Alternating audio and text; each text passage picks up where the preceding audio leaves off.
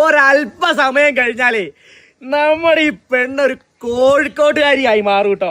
ഇവളുടെ വീട്ടുകാര് നമ്മുടെ വയനാടിന്റെ മലയും കാടെല്ലാം താണ്ടി ഇങ്ങോട്ടേക്ക് വരുന്നുണ്ട് ഈ പെണ്ണിനെ കൊണ്ടുപോകാനായിട്ട് അല്ലേ.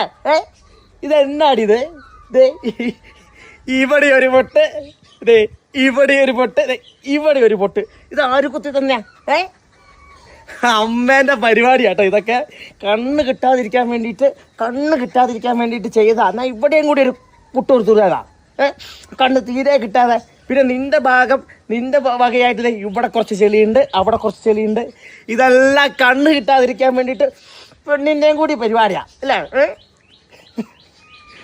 ഭയങ്കര രസമായിട്ട് ഈ പെണ്ണ്. ഒരു രക്ഷയില്ലാന്ന് പറഞ്ഞിട്ടുണ്ടെങ്കിലോ ഒരു രക്ഷയില്ല ഈ സാധനം.